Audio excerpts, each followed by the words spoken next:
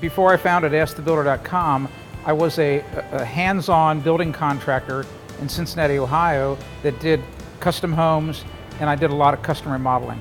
And I had a tool belt on every day, pair of jeans, and just was banging nails. I decided to get out of the building and remodeling business in my mid-30s because I had figured out that if I continued to work the way I was, not only could I not provide for my family, but as I got older, my body would break down because of all the hard work, and I would be less productive. So I figured that I had to come up with a way to be able to generate more revenue over time, and more importantly, as I aged and could work less, that I'd still be able to make residual income. And I kind of looked at the publishing industry to do that, because there's any number of book authors, music artists that work one time, but they get continued royalties over time for what they did just once. I got picked as one of the top 50 remodelers in 1993 by Remodeling magazine.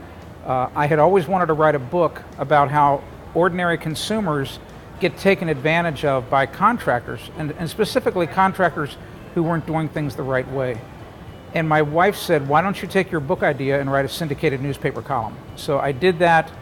The column got picked up right away by our local paper in Cincinnati, the Cincinnati Enquirer, and within 9 months I had self-syndicated it into 30 papers. I learned all the skills to create the website because I just had this inner passion that I had to make this work. I made a conscious decision, and this is really critical, this is where a lot of small website people fail, is I made a decision that I was not going to go back to building. I took that completely off the table. Failure of the website was not an option. And because of that, and I had 3 small children, my wife and myself to support, I had to figure it out. Interactive advertising at AskTheBuilder.com has made my wildest dreams come true. I mean, I'm hiring people, I'm putting people to work. And the best part is, in my opinion, it has really nothing to do with me. It has to do with the fact that each day I have 52,000 people come to my website and I solve their problems for free. And interactive advertising allows me to touch the lives and take pain away from 52,000 people every day. And without that advertising, I wouldn't be able to have the website up, and all that knowledge that's bottled up in my head would still be stuck here, and people would not be able to benefit from that learned experience of all those years. I came to Washington here because I want the people who are drafting our laws and legislation to understand that this free sharing of information needs to continue.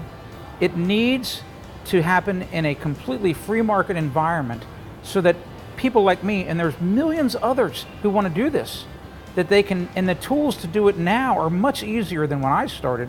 We need to be able to allow them and empower them to start up similar websites, share their knowledge, so that the people in the United States of America, as well as the entire world, become more productive, more efficient, and more informed.